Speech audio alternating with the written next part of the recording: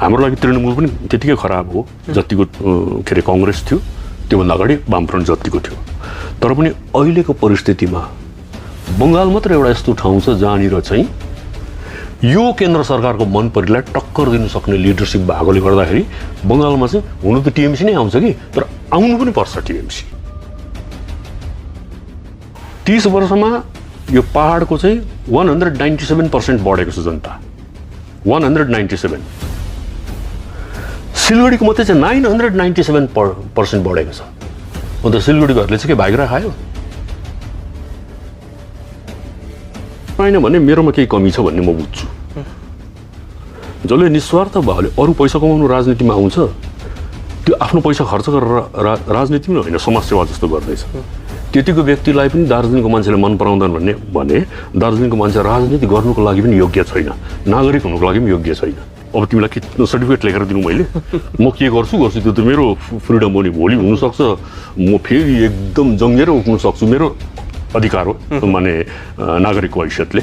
अनि मेरो अधिकार म अब यति चाहिँ गर्छु त्यहाँ गर्दिनँ भनेर तिमीलाई किन होइन भने त राज्य सरकारलाई गाली गर्नु सक्ने, राज्य सरकारले आँखाचिम गरेर कुनै निर्णय लिनुभन्दा अगाडि विमलले के गर्छ भनेर अलिकति शङ्का गर्ने, चिन्ता गर्ने सम्म त बनाएको नि विमल गुरुङले। र त्यतिको लिडरसिप त्यसको बादमा आएन। यहाँ म जातिको लागि कुछ गर्न सक्छु भन्ने मलाई एउटा आत्मविश्वास थियो। मलाई लोभ पनि लागेको थियो। त्यो चाहिँ विधानसभामा मलाई लोभ छैन, लोकसभामा मलाई लोभ थियो। अब त्यो पनि अब सक्यो त। तर अहिलेसम्म एकजना पनि त्यहाँ लोकसभामा सबैले ध्यान लगाएर सुन्ने खालको वक्ता दार्जिलिङले आफ्नो छोरा यही माटोमा जन्मेको पठाउन सकेको छैन। होइन भने चाहिँ यहीँ नारा लाउनु र यहीँ जुलुस निकाल्नु, नोमिनेसन फाइल गर्दा पञ्चबाजा बजाउँदै जानु, अनि इलेक्सनको रिजल्ट निक्लेर जितेपछि फेरि पञ्चबाजा बजाउँदै जुलुस निकाल्नु, अनि जनता भोट हाल्ने मान्छेहरूको काम चाहिँ हो त्यही दिन चाहिँ नाच्नु र भात खाइएर घरमा जानु। बोल्ने भन्नेलाई चाहिँ पत्रकारहरूले के सोध्नु भने अच्छा त्यो बोलेको त त्यसको एक्ज्याक्ट कपी सास फेरेको छ भने हि टुक ब्रेथ भनेर पनि लेखेको हुन्छ, एकछिन रोकेको छ भने एन्ड हि पज्ड भनेर पनि लेखेको हुन्छ। त्यो एउटा कपी चाहिँ त्यो विधायकलाई पठाउँछ। मेरो एउटा किताब हुनसक्ने छ मैले बोलेको यहाँ, हरेक स्पिच पठाउँछ ब्याक विधानसभाले।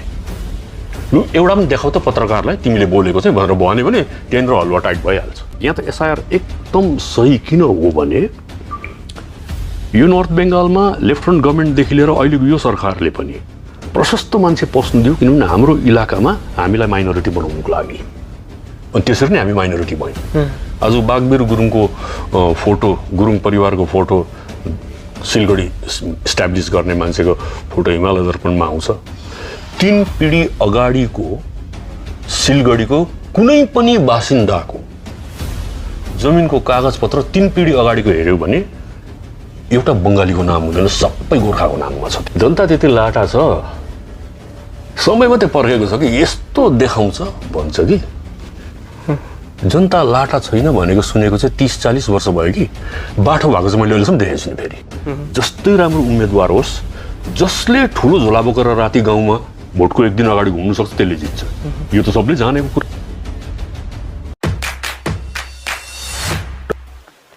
नमस्कार आदरणीय दर्शकवृन्द, स्वागत छ हामीलाई सिक्किम न्युजमा। दर्शकवृन्द, यति बेला हामी पश्चिम बङ्गाल विधानसभाको चुनावी माहौल बुझ्ने क्रममा छौँ। विशेष गरी दार्जिलिङको 3वटा आसन, कालेबुङ, दार्जिलिङ अनि खरसाङको यो आसनको माहौल कस्तो छ, जनताको मनसाय के छ, अनि राजनीतिक दलहरूको पक्ष के छ र कस्तो कस्तो मुद्दा लिएर यति बेला चुनावी माहौलमा होमिरहेका छन् त भन्ने विषयमा यति बेला हामी जान्ने प्रयासमा छौँ। र अब हाम्रो राजनीतिक अन्तर्वार्ता, पहिलो राजनीतिक अन्तर्वार्ता चाहिँ हामीले वरिष्ठ राजनीतिज्ञ हर्कबहादुर छेत्री, जो पूर्व विधायक पनि हुनुहुन्छ कालेबुङ विधानसभाबाट, र हामी उहाँको यो चुनावलाई लिएर हेर्ने दृष्टिकोण कस्तो छ, यो चुनावलाई कसरी हेरिराख्नु भएको छ, र कतिजनाले त अड्कलबाजी पनि गरिरहेका थिए कि हर्कबहादुर छेत्रीले चाहिँ कुनै एउटा राजनीतिक दलबाट चाहिँ टिकट पाएर चुनावी माहौलमा पनि जाँदैछन्, चुनावी मैदानमा उत्रिँदैछन् हर्कबहादुर छेत्री भन्ने प्रकारको एउटा अड्कलबाजी पनि बजारमा चलिरहेको थियो। तर त्यो गलत साबित भयो जब हरेक राजनीतिक दलहरूले आफ्नो उम्मेदवारहरू मैदानमा उतारे। त्यति बेला हर्कबहादुर छेत्रीज्यूको चाहिँ कुनै पनि राजनीतिक दलको उम्मेदवारमा नाम थिएन, र यति बेला हर्कबहादुर छेत्रीज्यू चाहिँ कुनै पनि राजनीतिक दलमा आबद्ध हुनुहुँदैन, स्वतन्त्र बसेर, र उहाँ एकदमै निष्क्रिय पनि। अहिले हामीले राजनीतिको चलखेलमा हेऱ्यौँ भने उहाँ एकदमै निष्क्रिय पनि उहाँलाई देखिरहेका छौँ। उहाँ किन निष्क्रिय हुनुहुन्छ, उहाँको भूमिका के हुनुपर्ने थियो यो चुनावमा, यी तमाम विषयमा रहेर चाहिँ आज हामी कुराकानी गर्नेछौँ। सबैभन्दा पहिला आजको यो बसाइमा हामी खड्गबहादुर छेत्रीज्यूलाई स्वागत छ। धन्यवाद। सन्चो सुविस्ता कस्तो हुनुहुन्छ? ठिक छु। ठिकठाकै होला? ठिक छु। चुनाव मुखैमा छ? मेरो मुखमा त छैन, जनताको मुखमा होला। हजुर, तपाईँ पनि अहिले त जनतै भएर बस्नु भएको छ। यस्तो हुन्छ नि, जन्मसिद्ध अधिकार हो भोट हाल्ने भन्ने त नाराम सुनिन्छ कि, अन्त जन्मसिद्ध अधिकार चाहिँ फेरि दुई धारे तलवार हो। त्यो हाल्दा पनि हुन्छ नहाल्दा पनि हुन्छ, त्यसको मतलब। हजुर। अनि पहिला त अझै आजको 10-15 वर्ष अगाडि त 60% भोट भयो भने त बम्पर भोट भयो भनेर भन्थ्यो। 100% कहिले पनि भोट हुँदैन, 100% भयो भने त रिइलेक्सन पो गराउँछ इलेक्सन कमिसनले। हजुर। त्यसको मतलब भोट नहाल्ने अधिकार त उहिलेदेखि थियो रहेछ, जस्तो हाल्ने छ त्यस्तै नहाल्ने पनि छ। त्यही कारण चुनावमा चासो देखाउने पनि अधिकार छ, चासो नदेखाउने पनि अधिकार छ। त्यस्तै प्रकारले म चाहिँ चुनाव मुखैमा हुँदा पनि मेरो मुखमा चाहिँ छैन यति बेला चुनाव। म चाहिँ एउटा श्रोताको रूपले, प्लेयर होइन, श्रोताको रूपले हेरिन्छ। तर श्रोताको रूपले कुनै एउटा दलको समर्थकको हैसियतले हेर्दाखेरि जस्तो पाराले हेरिन्छ त्यो पनि फेरि फुटबलको गेम जस्तै हो। फुटबलमा आफ्नो टिमको चाहिँ प्लेयरले दाब्यो भने पनि बडा राम्रोबाट थप्पडी मारिन्छ, हो कि अर्को दलकोले दाब्यो भने चाहिँ निकाल्दे त्यसलाई भनेर कराइन्छ है। अनि त्यो टेन्सनदेखि मुक्त भएर हेर्दा जुन मजा आउँछ नि, त्यो मजा चाहिँ अहिले मलाई आइरहेको छ। तपाईँले दर्शक भएर बसिराख्नु भएको छ? दर्शक। खेला कस्तो चल्दैछ? दर्शक भन्नाले हेरेको पनि छुइनँ भनौँ भने।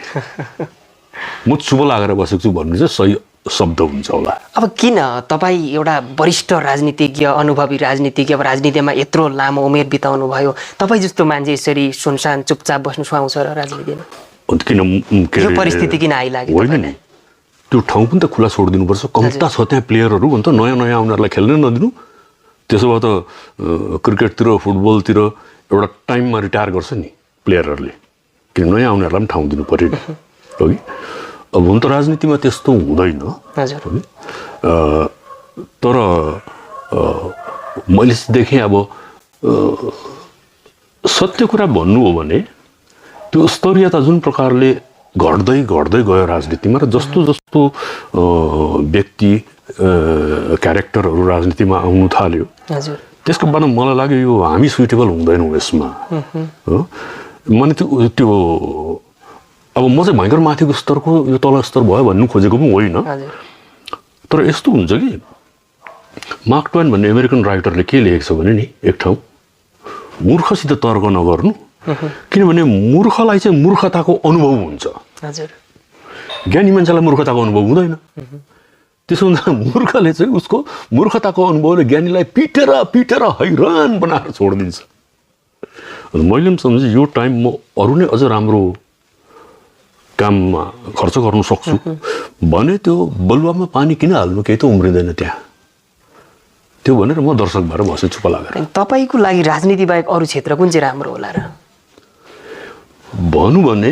एउटा जीवन पाउँछ मान्छेले कि भ्याउँदैन पो त। अझै पढ्ने मान्छेलाई त नि त्यो यस्तो बृहत संसार छ अध्ययनको, हो कि। अन्त जहाँनिर कम्पिटिसन पनि छैन, टेन्सन पनि छैन, अनि जहाँ प्रत्येक दिन केही नयाँ कुरा जान्न पाइन्छ। अन्त त्यो त एक प्रकारले यो अरू क्षेत्रतिर जाँदाखेरि त एक प्रकारले त्यो त लस पो हुन्छ त। यति थुप्रो क्षेत्र छ, फुर्सद हुँदैन मान्छेलाई। सङ्गीत छ, साहित्य छ, समाज छ, आफ्नै कोठेबारी छ, परिवार छ, कम्ता जिम्मेवारी हुन्छ। अब मान्छेले के गर्छ भने एउटा मान्छेलाई एकपल्ट एउटा पार्टीमा पसेको र भोटमा उठेको र विधायक भएको देखेपछि त्यो मान्छेलाई फ्रेमभित्र हालिदिन्छ, त्यति मात्रै हो त्यो मान्छे भनेर। अर्थात् खड्गबहादुर छेत्री चाहिँ एउटा समय एमएलए थियो, अब भूतपूर्व भयो, त्यतिमा मात्रै हेर्छ, हो कि। यो विषयमा पनि भनिराखौँ तिमीलाई, यो जनतालाई पनि काम लाग्छ। एउटा मान्छे मात्रै होइन नि। आज हामी चिनारीको आन्दोलन भन्छ, गोर्खाल्यान्डको आन्दोलन हो कि। त्यो भन्ने मान्छेले चिनारी भनेको के हो भन्ने बुझेको पनि छैन। परिभाषा देऊ त चिनारी भनेको के हो? दौरा सुरुवाल चिनारी हो, त्यसो त खोलेर राखेर अरू कसैले एउटा मारवाडी लाउँदाखेरि त्यही गोर्खा हुनुपर्ने।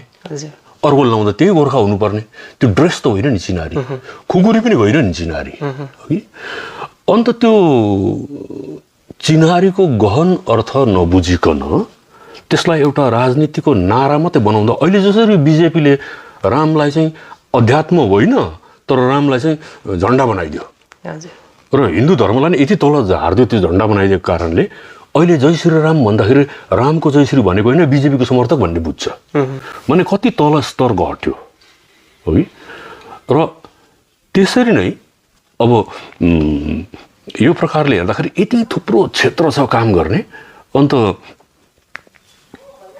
एउटा दक्षिण अमेरिकी कवि छन् मेरो एकदम फेभरेट कि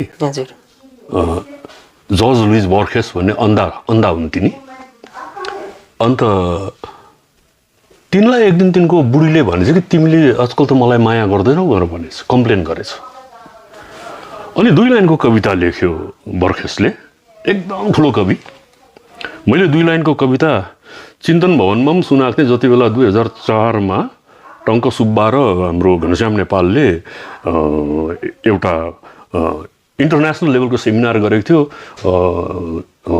London school of oriental and African स्टडिजबाट माइकल हटहरू पनि आएको थियो मैले चाहिँ चिनारीमाथि नै बोलेको थिएँ त्यति बेला के हो चिनारी एउटा मान्छेको एउटा चिनारी हुँदैन हो कि अन्त त्यो कविताले के भन्छ भने एकदम अप्ठ्यारो कविता छ 2 लाइनको कविता जस्तो पनि लाग्दैन I comma who am so many comma could never be the one under whose embrace Matilda Urbach spent यति हो कविता मटिल्डा उर्बाक उसको बुढीको नाम हो हजुर म जो यति थुप्रो हुँ I whom so many could never be the one तर म त्यो चाहिँ हुनै सकिनँ जसको अँगालोमा कुनै साँझ मटिल्डा उर्बाकले बिताएकी थिए अर्थात् मटिल्डा उर्बाकसँग उसको प्रेम हुँदा 25-30 वर्षको युवा थियो होला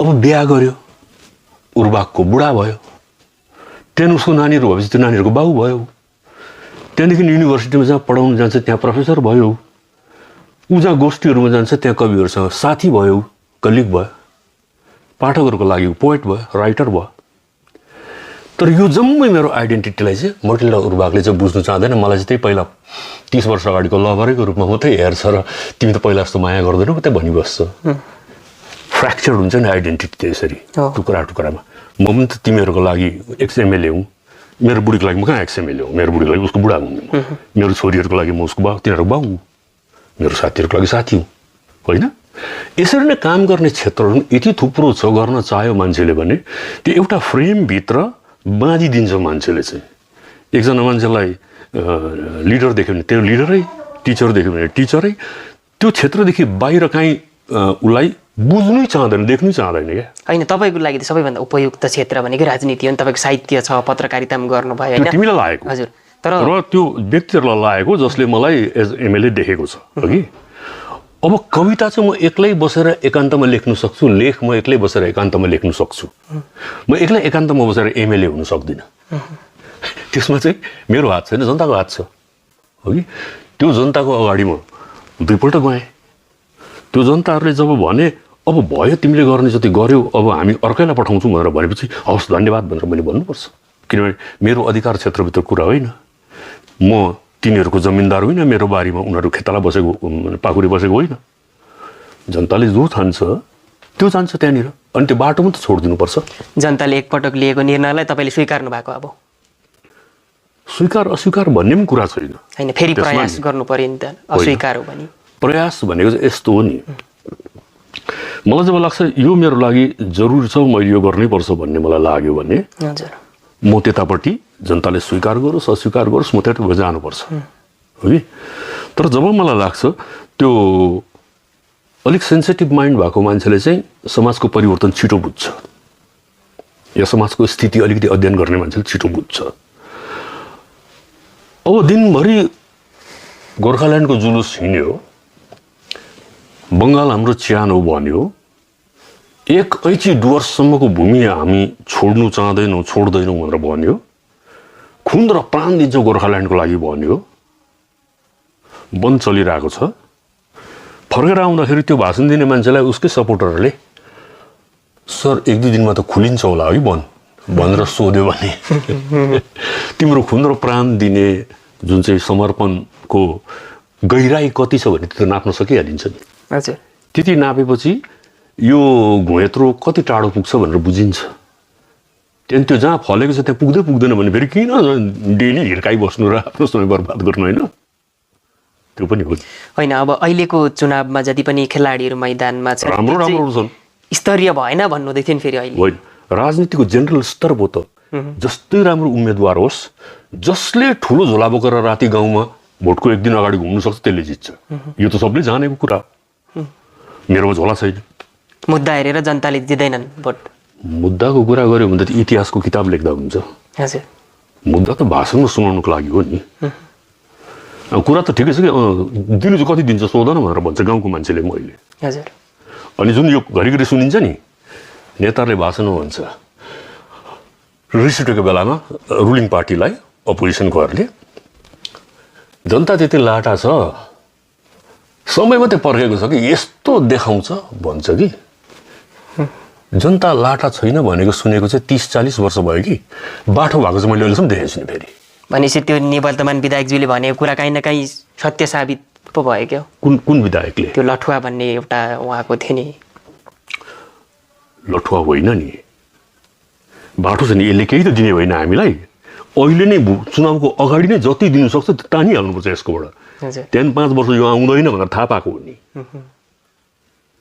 अन्त उनीहरूकै स्तरमा, मुद्दाको स्तरमा होइन, राजनीतिमा जुन चाहिँ नीतिको कुरा गर्छौँ हामी, पोलिसी मेकिङको कुरा गर्छौँ, त्यो पोलिसी मेकिङ लेभलको राजनीति त हुँदैन सिक्किम दार्जिलिङमा। हजुर।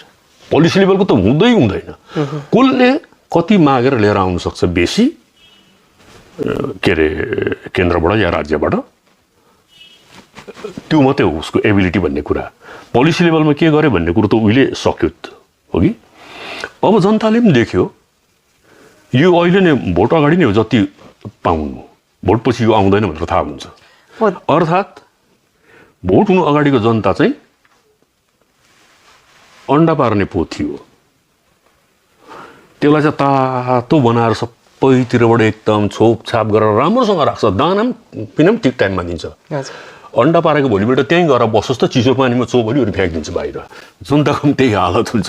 यो चुनावको अन्डा पारिसकेपछि त्यहाँदेखि हेर्नु नेताहरूको कस्तो छ। अनि यो त अब जनतामाथि गम्भीर आरोप भयो नि तपाईँको, होइन? झोला हेरेर जनताले मत खसाल्छ। जनता होइन, जो नेता चाहिँ ठुलो झोला बोकेर पस्नु सक्छ त्यो के सिक्किमको पनि वास्तविकता हो, दार्जिलिङको पनि वास्तविकता त्यही हो नि। अन्त त्यसो भए तपाईँ 5 वर्ष विधायक बन्नुभयो, त्यति बेला तपाईँ पनि त्यति बेला चुनावी मैदानमा जाँदा झोलै बोकेर जानुभएको थियो? अब यो गरेर विमल गुरुङलाई सोध्नु, किनभने त्यो पार्टीमा थिएँ म, उसैले टिकट दिएको थियो, उनीहरूले नै क्याम्पेन गर्यो, कसरी गर्यो मलाई थाहा छैन।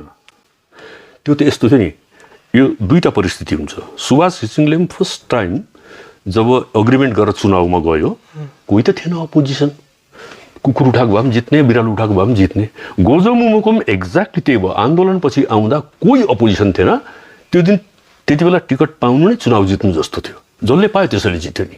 तपाईँको लागि त्यति बेला कुनै कठिन भएन चुनाव जित्नु? के कठिन भएर, अब अहिले गएर थुप्रो पार्टी भएको टाइममा गाउँमा भाषण दिनु जाँदा मान्छे मुख बटार्छ, किनभने अर्को पार्टी आएर के भनेको हुन्छ, या रुलिङ पार्टीपट्टि लागेको हुन्छ, या अर्को पार्टीको समर्थक हुन्छ, हो कि? त्यति बेला आइदिनुहोस् भनेर सबै मिटिङको त्यो मञ्च सञ्च तयारी पारेर मान्छेहरू बाटोमा पर्खेर बसेको हुन्थ्यो। आन्दोलनबाट आएको पार्टीलाई चाहिँ पहिलो चुनाव चाहिँ त्यति सजिलो हुन्छ नि, किनभने अघि कुनै चुनाव लडेको पनि थिएन त्यति बेला। त्यसले गर्दा त्यो मान्छे कस्तो छ भन्ने कुरो, अब मान्छे त पावरमा पुगेपछि मात्रै चिनिन्छ। If you want to test the man give him power भन्छ नि अङ्ग्रेजहरूले। अहिले पनि एकदम इमान्दार उम्मेदवार छ भन्छ कि। अब त्यसले बैमान हुने ठाउँ त पाएको छैन, कहाँबाट इमान्दार हुँदैन त? बैमान हुने ठाउँ पनि दिएर हेर त, करप्सन गर्ने ठाउँ पनि दिएर हेर, त्यसको बादमा पनि करप्सन गरेन भने चाहिँ त्यसलाई चाहिँ यो इमान्दार छ भन्न सकिन्छ। अब त्यो जग्गै नभएको ठाउँमा त सबैजना इमान्दार हुन्छ नि। तपाईँको हल्ला चलेको थियो क्या काहीँ न काहीँ चाहिँ अर्कबहादुर छेत्री? मैले चलाएको होइन, अब जसले चलायो तिनीहरूलाई पनि खोज्नु पऱ्यो कसले चलायो त्यो हल्ला।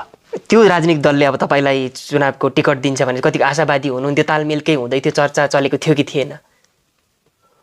अब मलाई त कसैले टिकट दियो भने उठ्छु भन्ने लेभलमा छुइनँ नि म। मलाई कसैले दिएको भए पनि म रिजेक्ट गरिदिन्थेँ।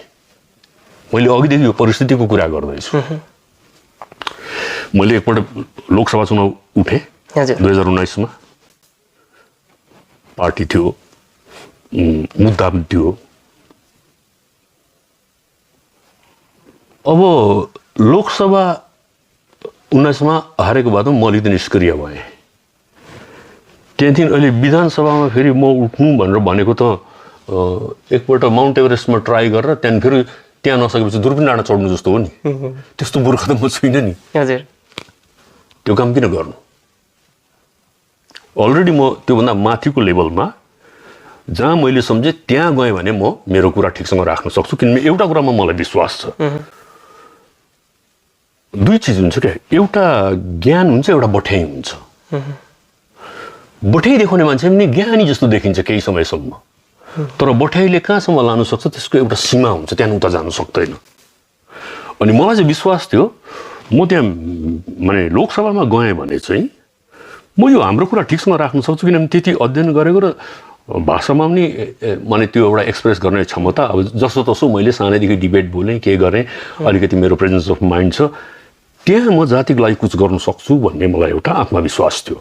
मलाई लोभ पनि लागेको थियो। त्यो चाहिँ विधानसभामा मलाई लोभ छैन, लोकसभामा मलाई लोभ थियो। अब त्यो पनि अब सक्यो अब त।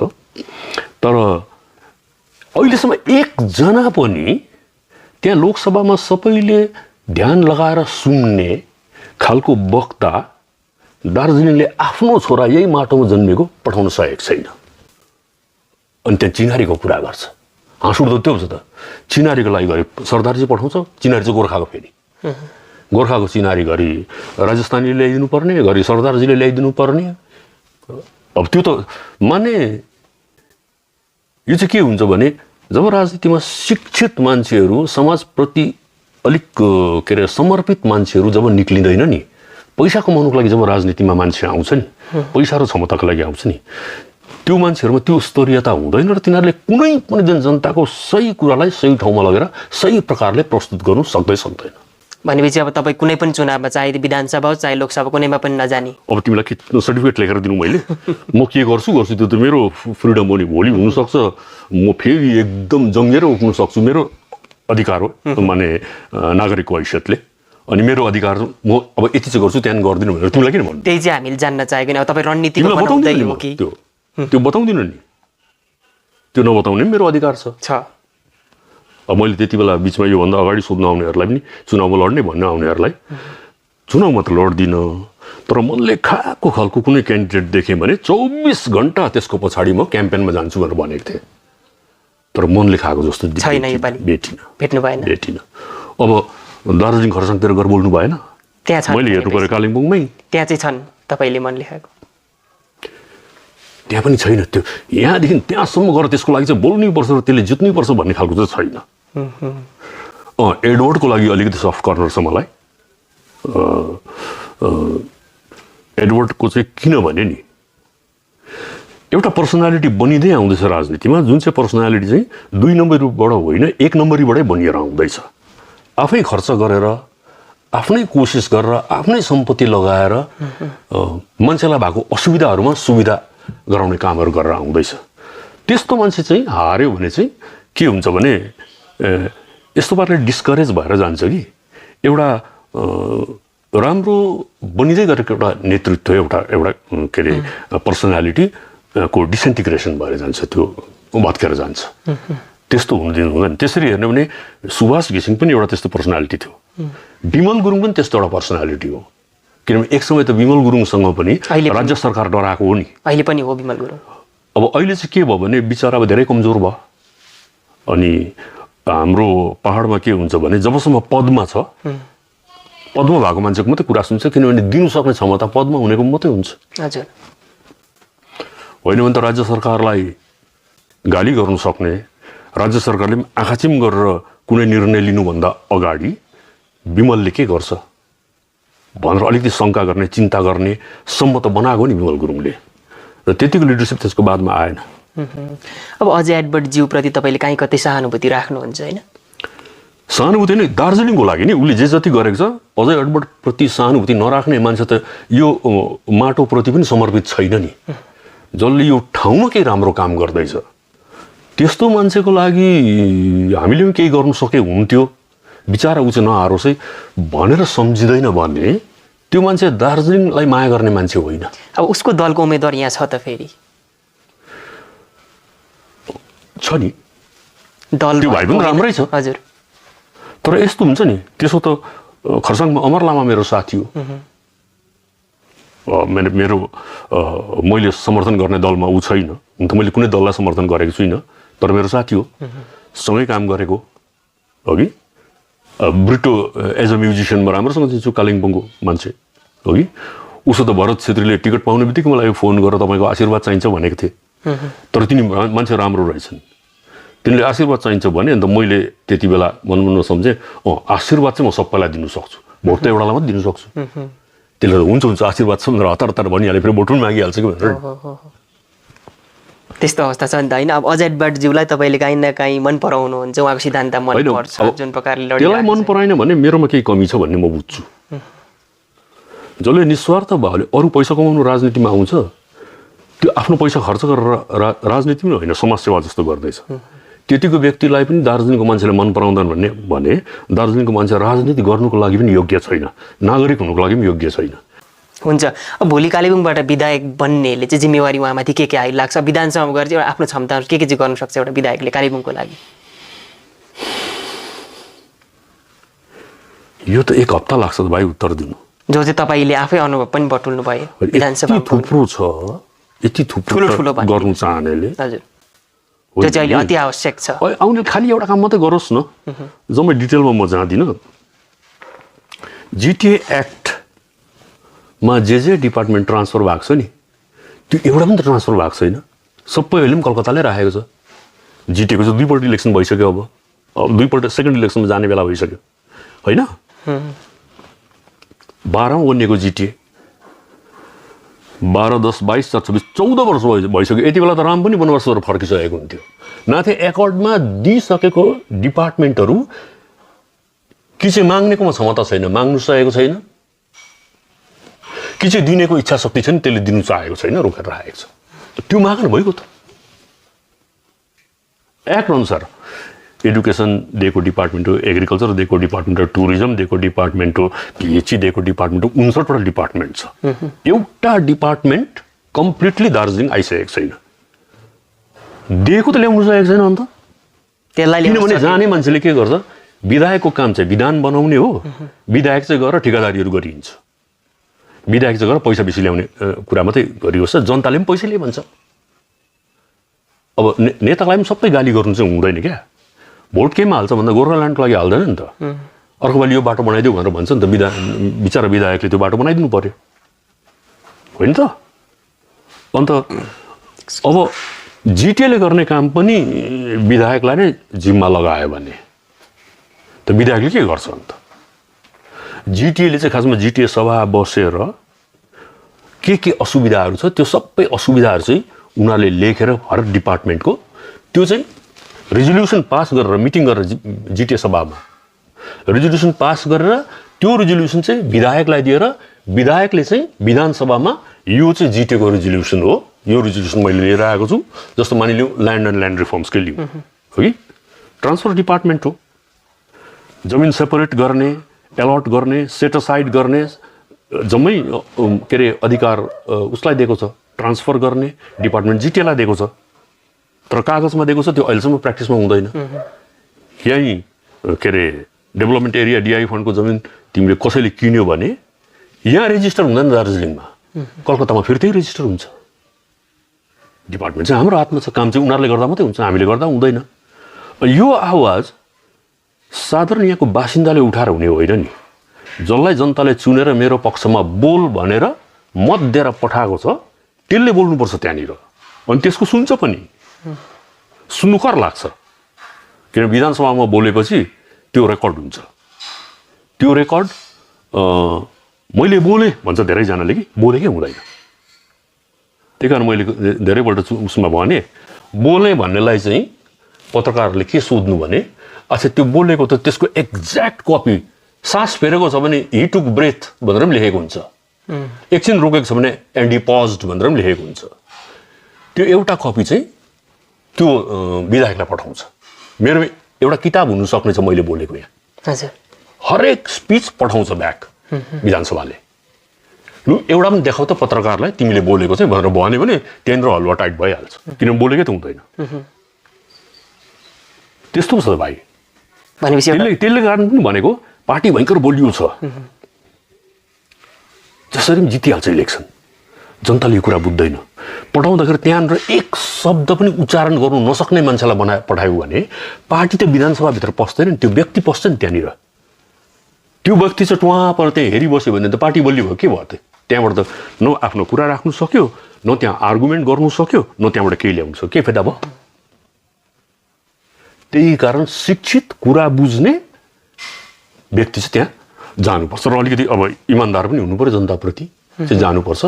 होइन भने चाहिँ यहीँ नारा लाउनु र यहीँ जुलुस निकाल्नु, नोमिनेसन फाइल गर्दा पञ्चबाजा बजाउँदै जानु, अनि इलेक्सनको रिजल्ट निक्लेर जितेपछि फेरि पञ्चबाजा बजाउँदै जुलुस निकाल्नु, अनि जनता भोट हाल्ने मान्छेहरूको काम चाहिँ हो त्यही दिन चाहिँ नाच्नु र भात खाइबेर घरमा जानु मात्रै हो। त्यतिमै सीमित, त्यतिमै पोलिटिक्स सकिन्छ हाम्रो यताको।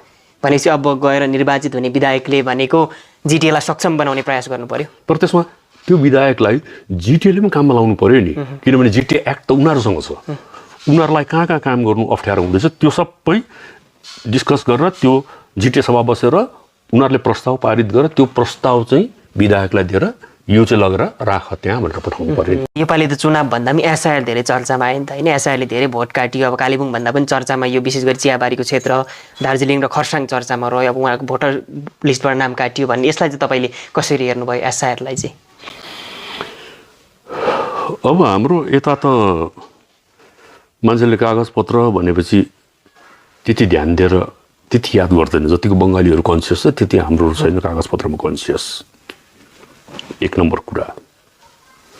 दुई नम्बर, एसआइआर टोटली नराम्रो हो भनेर भन्दिनँ म, किनभने एसआइआर हुने बित्तिकै बङ्गला च्यानलमा हामीले देख्यौँ मिदनापुर, दक्षिण 24 परगनातिर ट्रेनको लाइनमा भिड त्यहाँ मान्छेहरू बसेको, अन्त तिनीहरूलाई पत्रकारहरूले सोद्धाखेरि कोही अस्तिको महिना आएको भनेर भन्नेहरू पनि थियो। त्यसको मतलब आउँदो रहेछ पुरा उताबाट। अन्त तिनीहरूलाई त किन गर्नु दिनु? अनि अझै हाम्रो नर्थ बेङ्गालको हिसाबले हेऱ्यो भने त यहाँ त एसआइआर एकदम सही किन हो भने यो नर्थ बेङ्गालमा लेफ्टनन्ट गभर्मेन्टदेखि लिएर अहिलेको यो सरकारले पनि प्रशस्त मान्छे पस्नु दियो, किनभने हाम्रो इलाकामा हामीलाई माइनोरिटी बनाउनुको लागि। अनि त्यसरी नै हामी माइनोरिटी भयौँ। आज बागबीर गुरुङको फोटो, गुरुङ परिवारको फोटो सिलगढी इस्टाब्लिस गर्ने मान्छेको फोटो हिमालय दर्पणमा आउँछ। 3 पिँढी अगाडिको सिलगढीको कुनै पनि बासिन्दाको जमिनको कागजपत्र 3 पिँढी अगाडिको हेऱ्यो भने एउटा बङ्गालीको नाम हुँदैन, सबै गोर्खाको नाममा छ त्यहाँनिर। त्यो इन्फिल्ट्रेसनलाई पस्नु दियो। यो त मैले एउटा प्यानलमा डिस्कसनमा पनि भनेको थिएँ कि नेपालबाट छिरो 1950 को सन्धिबाट नेपालीहरू यता आयो भनेर भन्दाखेरि मैले 1930 देखि 1960 सम्म 30 वर्षको 30, 40, 50 तीनटा सेन्ससको माने कम्बाइन्ड रिपोर्ट एबीपी आनन्दमा मैले प्लेस गरेर क्वेसन गरेको थिएँ। 30 वर्षमा यो पहाडको चाहिँ 197% बढेको छ जनता, 197। सिलगढीको मात्रै चाहिँ 997% बढेको छ। अन्त सिलगढीकोहरूले चाहिँ के भागिरा खायो? त्यहाँको ओभर प्रोडक्टिभ र यहाँको चाहिँ हामी अनप्रोडक्टिभ भयौँ कसरी? त्यो त जम्मै त्यहाँबाट मान्छे पसेको गर्दा इन्फिल्ट्रेसन त त्यहाँबाट भएको छ त। अब यो इन्फिल्ट्रेसनमाथि मात्रै कुरा गर्यो भने बीएसएफको कमान्डेन्ट जेएन मित्र भन्ने मान्छेले 2008 सालमा Bangladesh Indo Bangladesh coordination committee, border coordination कमिटीको के अरे सेमिनार भएको थियो ढाकामा। त्यसको पेपर छ मसँग। त्यो जेएन मित्रले के भन्छ भने 500 किलोमिटरभन्दा बेसी चाहिँ खुल्ला बोर्डर छ बङ्गलादेशसँग। हामी राति छिर्दै गरेको बङ्गलादेशीहरूलाई पक्रिन्छौँ। त्यति बेला चाहिँ लोकल पोलिटिकल पार्टीले माइनोरिटी भनेर हामीलाई चाहिँ टर्चर गर्यो भनेर उनीहरू प्रोटेस्ट गर्न आउँछ लोकल वामफ्रन्टको पोलिटिकल लिडर भने उनीहरूले त्यसरी हेल्प गर्दैछ भित्र छिर्नुको लागि त उनीहरूको एजेन्डा त त्यही हो भित्र छिराउनु किन छिराउँछ छिराएर पनि साउथ बेङ्गालमा किन लाँदैन र नर्थ बेङ्गालमा किन सेटल गराउँछ किनभने नर्थ बेङ्गालमा उनीहरूको मान्छे कम्ती छ अनि यहाँ हामीलाई डिपपुलेट गरेर यो बारेमा उहिले लियो टल्स्टयले अन्ना कारेनिना भन्ने किताबमा लेखेको छ कि नामी उपन्यासकार हो त्यहाँनिर रसियन पोलिटिक्सको बारेमा डिस्कस गर्दा त्यो उपन्यासको पात्र अलेक्जेन्डर कारेनिन भन्नेले के भन्छ भने नि कुनै ठाउँलाई कन्ट्रोलमा ल्याउनु भने त्यहाँ युद्ध गर्नु जानु हुँदैन पहिल्यै बन्दुक पड्काउनु हुँदैन त्यहाँ त्यो जनसङ्ख्यालाई अर्को जनसङ्ख्या मिसाएर तिनीहरूलाई माइनोरिटी बनाइदिनुपर्छ त्यो पोलिसी चाहिँ अहिले माने जुनसुकै सरकार आओस् तर बङ्गालको त्यो पोलिसी नर्थ बङ्गालप्रति छ हुन्छ अब यो एसआइआरले यो त्यही कारण अब एसआइआरमा अब यहाँ जुन चाहिँ आयो अब यो एसआइआर त एकापट्टि त्यसरी राम्रो पनि छ तर अर्कोपट्टि हेऱ्यो भने यिनीहरूको अब यो बिजेपीको एजेन्डा हो त्यो जेन्युन तरिकाले भएको छैन होइन भने एउटा विशेष जातिको मान्छेहरूलाई मात्र चाहिँ किन नाम निक्लिन्छ बाहिर अहिले जुन रिपोर्टहरू आउँदैछ म्याक्सिमम मुस्लिम सम्प्रदायकोहरूलाई टार्गेट गरिएको छ त्यसमा अनि चिफ इलेक्सन कमिसनर ज्ञानेश कुमारको त्यो लास्ट रिपोर्ट निक्लेपछि शुभेन्दु अधिकारीको स्टेटमेन्ट आउँछ अब हामी बङ्गालमा जित्छौँ भनेर भन्छ एसआइआर भइसकेपछि हामी जित्छौँ भनेको मतलब चाहिँ के हो जहाँ जहाँ टिएमसीले जित्नु सक्ने ठाउँ छ त्यहाँ चाहिँ उनीहरूको पक्षको भोट काटेर आफ्नो पक्षको भोट चाहिँ मार्जिनमा अलिकति माथि आउने भएपछि उनीहरूले एसआइआर बन्द गरेको छ र अब यो त सानो कुरा थियो तर यो सानो कुरा हुँदाहुँदै पनि म एउटा राष्ट्रिय स्तरको पनि कुरा भनिहाल्छु किनभने मिल्यो कुरा कि अरूतिर जेसुकै होस् हाम्रो लागि तृणमूल पनि त्यतिकै खराब हो जतिको के अरे कङ्ग्रेस थियो त्योभन्दा अगाडि वामफ्रन्ट जतिको थियो तर पनि अहिलेको परिस्थितिमा बङ्गाल मात्र एउटा यस्तो ठाउँ छ जहाँनिर चाहिँ यो केन्द्र सरकारको मन परिलाई टक्कर दिनु सक्ने लिडरसिप भएकोले गर्दाखेरि बङ्गालमा चाहिँ हुनु त टिएमसी नै आउँछ कि तर आउनु पनि पर्छ टिएमसी बङ्गालमा किनभने त्यसले मात्रै अब यहाँ हामीले अब भाजपा शासित अरू राज्यहरू एकदम राम्रो चकाचक चलेको भए एउटा कुरा थियो त्यो उत्तर प्रदेशमा सबभन्दा बेसी रेपको घटना घट्छ त्यो बिहारको अवस्था कस्तो छ पछौटे जहाँ जहाँ के अरे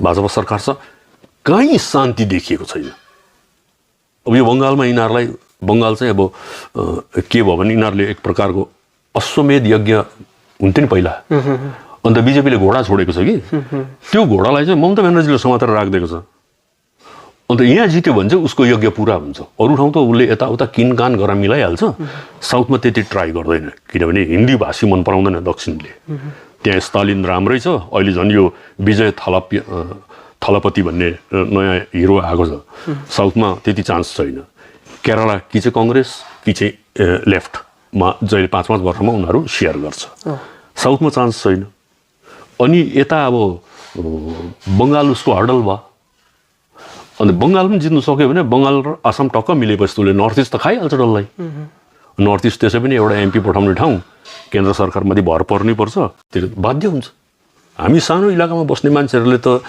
स्ट्राटेजी र अलिकति चतुर भएर मात्रै सर्भाइभ गर्नु सक्छौँ किनभने सङ्ख्या कम्ती छ हामी कुनै सरकार बनाउनुमा डिसाइडिङ फ्याक्टर हुन सक्दैनौँ हाम्रो लिमिटेसन छ त्यो लिमिटेसन बुझेर चाहिँ बुद्धि लगाएर काम गर्नुपर्ने बुद्धिलाई चाहिँ ब्याक पकेटमा हालिवरी पाखुरा लिएर अगाडि काम गर्नु जान्छ हाम्रो नेताहरू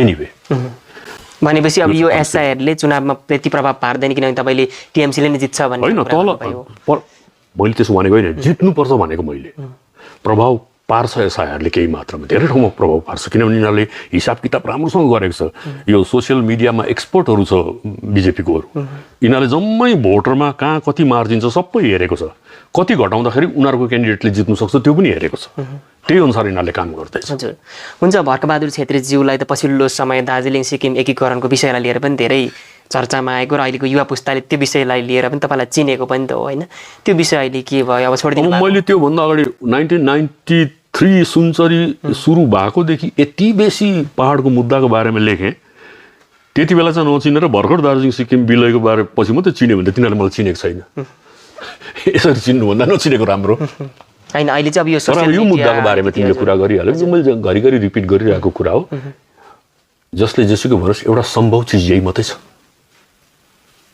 चाहे अहिले आन्दोलन नगर्नु, आन्दोलन पनि अब कसरी गर्नु, किनभने यहाँको मेजोरिटी पार्टी भोट लड्नुमा बिजी छ, पोलिसीसँग मतलब छैन।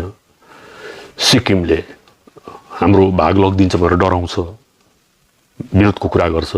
हुन त सिक्किमको विरोध र दार्जिलिङको विरोध पनि केही फरक पर्दैन यदि मोदीले चाह्यो भने। उसले जुन खालको काम अरू ठाउँ गरेर देखाएको छ, उसले चाह्यो भने केही फरक पर्दैन। यहाँ चाहिँ मैले त्यो कुरा घरिघरि उठाएको कारण चाहिँ के हो भने कमसेकम दार्जिलिङ कालिम्पोङको मान्छेलाई यति चाहिँ फिल होस् कि हामी बङ्गालको चाहिँ हुँदै होइनौँ, एउटा कन्फिडेन्स आउँछ क्या। अनि कुनै बङ्गालीसँग बात मार्दाखेरि पनि तिमीहरू त लुटेर लगेको नि हामीलाई, हामीले एक्ज्याक्टली हाम्रो अवस्था इजरायलले गाजामा अकुपाई गरेको टेरिटोरी जस्तो बङ्गालले अकुपाई गरेर राखेको छ नि यहाँनिर। हाम्रो अवस्था त फिलिस्तिनीहरूको जस्तो भएको छ त खासमा। सबै हाम्रो संसाधन लाँदैछ। घिसिङले ठिक गरेको थियो नि, जति बेला उसले 13 सूत्री कार्यक्रममा दुधैबाट ढुङ्गा लानु दिँदिनँ, मुढा लानु दिँदिनँ भनेर भनेको थियो नि। मलाई त्यति बेला लाग्थ्यो ढुङ्गा, अन्त ढुङ्गा नलगेर के हुन्छ आछि ढुङ्गा, हामीलाई त ढुङ्गा केही न केही हो नि। तर एक दिन सिलगढी जाँदाखेरि दुधैबाट गएँ, पानी घट्टा भयो अरे, पानी घट्टामा लाइन लागेको रहेछ, ठुलो ठुलो ट्रकहरू सबमा ढुङ्गा भरिएको। आजभन्दा 8-10 वर्ष अगाडि कुरा हो।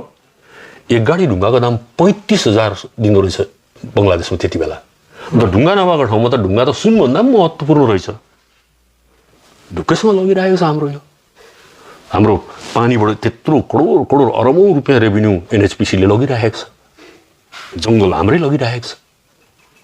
टुरिज्म भन्छ के गर्छ, सबै उनीहरूले खाइरहेको छ। चियाको र सिन्कोनाको त कुरै छोडिदिउँ अझै। अन्त त्यो हिसाबले हेर्दाखेरि अन्त हाम्रो मान्छेले सम्झन्छ अब बङ्गालको हो लैजाओस् न भनेर भन्ने सम्झिन्छ। कहाँ बङ्गालको हो, हाम्रो हो यो। म हर्कबहादुर छेत्रीको 4 पिँढी अगाडि मेरो बाउ, बाजे, बराजु त 100% सिक्किमिज हो नि त, किनभने त्यति बेला त यो त सिक्किमै थियो नि। अब यो चाहिँ अहिलेकोहरूले यो इतिहास भुल्यो। अनि बङ्गाल बङ्गाल बङ्गाल बङ्गाल यति बेसी ब्लास्ट भयो राजनीतिक मञ्चबाट पनि। बङ्गाल उता बङ्गालसँग मिलेर काम गर्नुपर्छ, उता बङ्गालको मुख्यमन्त्री, र हामीले भुल्यौँ हाम्रो इतिहास क्या। अन्त इतिहास पढ्नु भनेको महत्त्व त्यही कारण हो। इतिहासमै गएर बस्नु पर्दैन, तर इतिहासले एउटा आत्मविश्वास दिन्छ। यो सालाहरू त चोरहरू रहेछ नि, यिनीहरू आफ्नो त कहाँ हो रहेछ त, यो त हाम्रो त हो नै रहेछ नि त। हामी त सिक्किमको, हामी त अलगै नै रहेछौँ नि। हामी अलगै हौँ, तर भन्छौँ मात्रै हामी अलगै हौँ भनेर। त्यो अलगै हौँ भन्नुको लागि जुन चाहिँ तथ्य दिएर तर्क पनि त्यही अनुसारको राखेर तिमीहरूले जबरजस्ती राखेको उति बेला अङ्ग्रेजले फर्काइदिएको भए लन्टे साफ हुन्थ्यो, हो कि। अनि सिक्किमको रानीले त केस पनि गरेको दार्जिलिङ फर्काइ मागेर। इन्स्टिट्युट अफ टिबेटोलोजीमा दार्जिलिङ ग्रान्ट भनेर होप कुकको आर्टिकल छापिएको छ, त्यो यो गरेको फर्काइमा आएको। अनि मसँग त त्यो केसको हिदायतुल्लाले दिएको स्टेटमेन्ट छ, जो चाहिँ भाइस प्रेसिडेन्ट भएपछि सुप्रिम कोर्टको लयर। त्यहाँदेखि त्यो इन्टरनेसनल कोर्ट अफ जस्टिससम्म पुगेको छ कुरा। त्यता नजाउँ। आज सिक्किम त्यति बेला त अब एन्टी नेसनल हुन्थ्यो यो कुरा गर्दा, किनभने सिक्किम अर्को देश थियो। अहिले त भारतै हो नि सिक्किम। अन्त जोड्दै हुन्थ्यो, एउटै भाषा बोल्ने, एउटै लुगा लाउने, बिहाबारी चल्ने, एउटै तोरुलहरू खाने, माघे सङ्क्रान्ति मनाउनेहरूले किन छुट्याएर राख्छौ? त्यो त के अरे इलिस खानेहरूसँग यहाँ हामी तोङमा तान्नेहरूलाई किन छुट्याउँछौँ? सँगै किन जबरजस्ती राख्छौँ, होइन? अन्त यो कुरा चाहिँ सबैले बुझ्यो भने पछि आउने जेनेरेसनले चाहिँ, अहिलेको जेनेरेसन त बिग्रिसकेको छ, यिनीहरूलाई राजनीति भात खाने मेलो भयो। यिनीहरूले केही नबिग्रोस् है, हामी यसरी नै चलाइबस्नु सकौँ, यसरी नै घर सहर बनाउँ, जग्गा जमिन किनौँ भन्ने पाराले सोचिरहेको छ कि।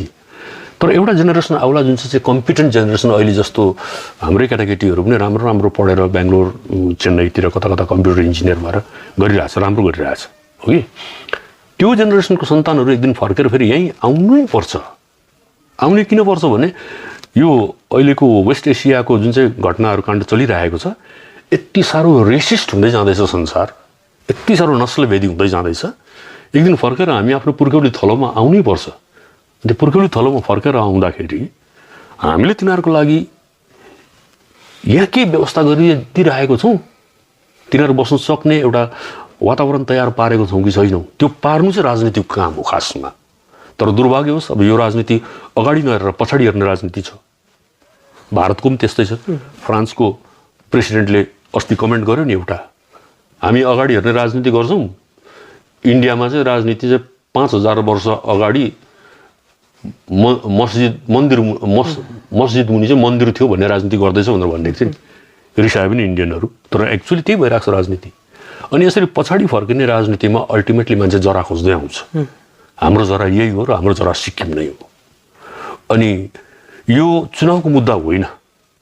अनि मेरो जिम्मेवारी र हामी जुन साथीहरू काम गर्दैछौँ हाम्रो कुरा पनि यो बताइराख्नु चाहिँ जरुरी छ। किनभने हाम्रो पछिको जेनेरेसनले त्यति नपढ्ला, अब किताब पढ्ने जेनेरेसन सक्यो, अब त्यो फेसबुक हेर्ने जेनेरेसन आयो, यिनीहरूले गहन गम्भीर किताबहरू त्यो समय दिएर पढ्ने पेसेन्स छैन है। र हामीले जानेको कुरा बताइराख्नु चाहिँ हाम्रो दायित्व हुन्छ यति बेला। त्यही दायित्व सम्झेर यो चाहिँ यस्तो है भनेर भनिराख्ने काम गर्यो। त्यही कारण त भनेको राजनीतिमा रणनीति चाहिँ 95%, रणनीति चाहिँ 5% मात्रै हुन्छ। जसले बेसी रणनीतिमाथि ध्यान दिन्छ नि सफल हुँदैन। 95% चाहिँ डिप्लोमेसी हो, 5% मात्रै हो रणनीति चाहिँ। Strategy 5%, diplomacy 95%। त्यही कारण जति पनि इन्टरनेसनल लेभलमा पनि ठुलो मिटिङहरूमा त्यो मिटिङमा कहाँ डिसाइड हुँदो रहेछ त? बेलुका डिनर हुन्छ नि, डिनरमा चाहिँ त्यो मिटिङमा नभनेको कुराहरू पनि बात मार्दाखेरि यस्तो छ यसो गर न, मिलाउ न भन्ने कुराहरू निक्लिन्छ। किनभने त्यो रेकर्डमा आउँदैन नि त्यति बेला, तर मनमा त पस्यो नि, त्यसरी सेटल हुन्छ। डिनर डिप्लोमेसी भन्ने त ब्रिटिसमा त फेमस छ। हामी डिनर डिप्लोमेसी होइन, हामी त अब सिधै त्यतापट्टि जान्छौँ गयो भने पनि।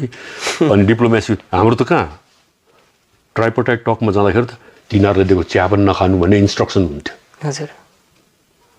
के प्रमाण गर्नु खोजेको हो क्या, नबुझेको नि। अन्त त्यो लेभलको राजनीति गरेर भारतको यस्तो आमाम दुनियाँ साउथ इस्ट एसियाको कतिवटा देश चलाउने देश हो यो। नेपालको राजनीति चलाउने देश हो, बङ्गलादेशको राजनीति चलाउँछ। पाकिस्तानसँग नमिले पनि पाकिस्तानलाई पनि धेरै कन्ट्रोल गर्छ। अन्त उहाँ हर्कसम्मले भन्यो नि एकपल्ट उसलाई होम मिनिस्टर दिनुपर्छ भनेर भन्दाखेरि इन्डियन इम्बेसीबाट पर्मिसन लिएर आऊ भनेर भन्यो अरे। नेपालको गृहमन्त्री हुनुको लागि नेपालमा भएको इन्डियन इम्बेसीबाट पर्मिसन लिनु भनेपछि नेपालको राजनीति नेपालले चलाउँछ। त्यही कारण अहिले बालेनमा चाहिँ आशा छ यो अलिकति कडियल छ, यसले केही गर्छ कि भन्ने, तर हेरौँ अब। अन्त यस्तोसँग चाहिँ हाम्रो यहाँ खालि खुन दिन्छौँ प्राण दिन्छौँ भनेर मात्रै जान्छ बात मार्नु। म पहिल्यैदेखि भन्थेँ मान्छे हेरेर चिन्छ दिल्लीकोले, यसलाई दैलो बाहिर उभ्याएर बात मार्नु कि यसलाई भित्र बोलाएर मुडामा बसाउनु कि यसलाई सोफामा बसाएर बात मार्नु, चिनिहाल्छ। अन्त हामी त मुडामा बस्ने औकातको पनि छैनौँ, जुन चाहिँ हाम्रो जुन स्तरको के अरे प्रतिनिधि मण्डल हामी पठाउँछौँ नि। भनेपछि त्यहाँ जाने व्यक्तिहरू सही भएनन्। अब प्रिपेयर गरेर कहिले जाँदैन नि त। सत्यनारायण कथामा के अरे इन्भिटेसन पाएर गएको जस्तो जान्छ अन्त, केही ग्राउन्ड वर्क हुँदैन, होमवर्क केही नगरी जान्छ। हुन्छ, अब तपाईँ जस्तै निष्क्रिय बसेका एउटा हाँसउठ्दो कुरा त के भएको छ भने, तिमीलाई एउटा इक्जाम्पल दिएको नि, कस्तो चाहिँ हुन्छ भने फर्स्ट टाइम मोदीलाई भेट्दाखेरि पहिले मोदीले के भन्यो हामीले देख्ने बित्तिकै आइए फोटो खिच्ने भनेर भन्यो। त्यसलाई थाहा भयो कि फोटो खिच्नु मात्रै आएको, यो फोटो देखाएपछि यिनीहरू काम भयो भनेर सम्झेको नि। हामी फोटो खिच्नु गयौँ कि त्यो मन्जु कमानको सभासद अरुण सिंहजी, यस्तो त्यो क्यामेरा भनेपछि क्रेजी रहेछ मोरो त्यो भाइ। दुरेर मोदीको छेउमा उभिउँ भनेर जाँदाखेरि नि मोदीको चौकीमा अलिकति लाग्यो, चक्कावाला चौकी रहेछ, चौकी त सररौ पर पुग्यो। मोदीले चौकी हेर्दै के भनेको नि, सरकाइए सरकाइए कितने भी हमारी चौकी सरकाइए, मुझे कोही फर्क नहीं पड़ने वाला। त्यो त राम्रो स्टेटमेन्ट होइन। अब अहिले भने जस्तो हुन्छ, तर साथीहरू रोशन रेड्डीले बाटोमा गाली पनि गर्दै ल्यायो अरुणलाई। त्यति बेला मैले सम्हालेको छु सिचुएसन। मैले अरे नहीं सर, हमारी क्या औकात की आपकी चौकी सरकाएं, हम तो चाहते हैं कि हजारों साल तक आप यहीं पर रहें, तब न जाकर हमें कुछ न्याय मिलेगी, आप रहेंगे तब न न्याय मिलेगी। त्यति बेला हा हा हा गरेर हाँस्यो। त्यही फोटो चाहिँ हिमालय दर्पणको फ्रन्ट पेजमा आयो भोलिपल्ट। हुन्छ, तपाईँले कुराकानीको लागि यहाँ उपस्थित भइदिनु भयो त्यसको लागि तपाईँलाई धेरै धेरै धन्यवाद दिँदै आजको यो अन्तर्वार्तालाई यहीँ समाप्त गर्न चाहे।